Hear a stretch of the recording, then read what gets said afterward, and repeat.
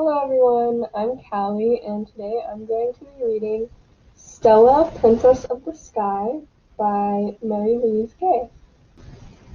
Stella, Princess of the Sky.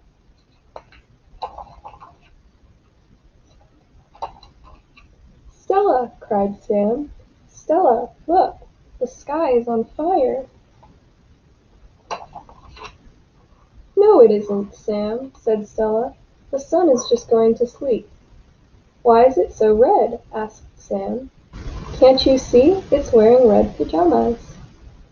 Pajamas, said Sam. Like mine? Of course, said Stella. And when the moon rises, it wraps the sun up in a big starry blanket.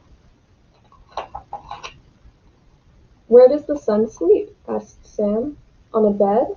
On a fluffy cloud, said Stella. And every morning the sun jumps into the sky. Like this. Except when it rains, said Sam. Yes, said Stella. Then the sun sleeps in. I know. Let's camp outside tonight, said Stella. Outside, said Sam. Won't it be cold and dark? We'll have blankets and a flashlight. Won't there be mosquitoes? Whispered Sam. Or giant moths? Come on, Sam, called Stella. Listen, cried Sam. Was that a wolf?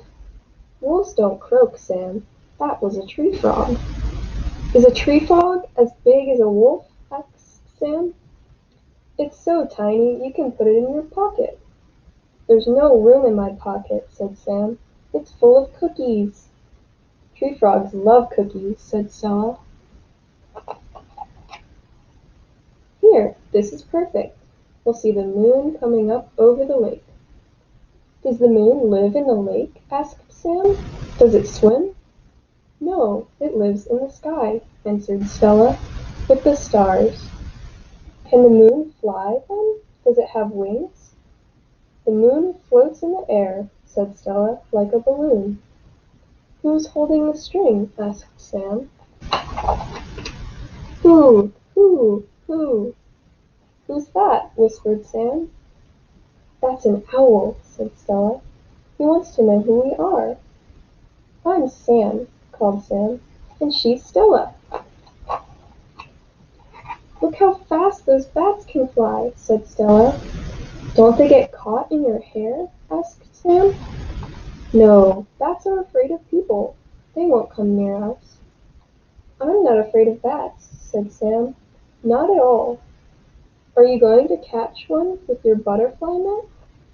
Oh no, said Sam. I'm going to catch a shooting star. You'll have to be quick as lightning, said Stella. It'll be easy, said Sam. The grass is full of stars. Those are fireflies, said Stella. They light the way for all the other bugs. Do they burn? Asked Sam. No, they tickle. Do you want to hold one, Sam? I think I'd rather watch it fly, said Sam. You turned off the moon, cried Sam. I can't see. There's a cloud in front of the moon, Sam. But now look, a raccoon family, whispered Stella. Why are they wearing masks? Asked Sam.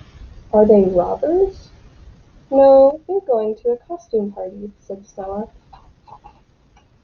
There must be a million stars, cried Sam. That's the Big Dipper, and there's the Milky Way. Isn't it beautiful, Sam? It looks like the moon spilled a glass of milk, said Sam. A really big one. And that's the North Star. It tells you where the North Pole is. So, if a polar bear gets lost, it can find its way? Asked Sam. Of course, said Stella, if it follows that star. But what if I get lost? Asked Sam. You can follow me, said Stella. How come you know so much about the stars, Stella?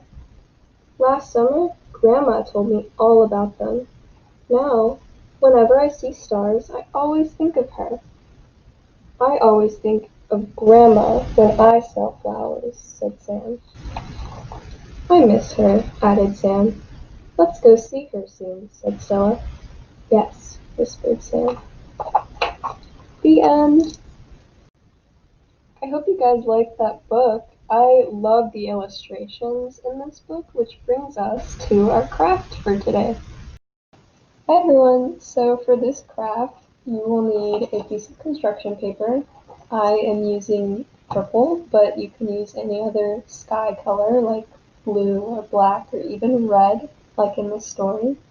Some white paper, some white paint, a paintbrush, and some water, along with some scissors, but you will need to have a trusted adult supervise you with those.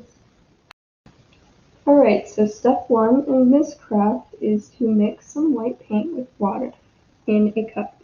It should look something like this, not too watery, but not too thick.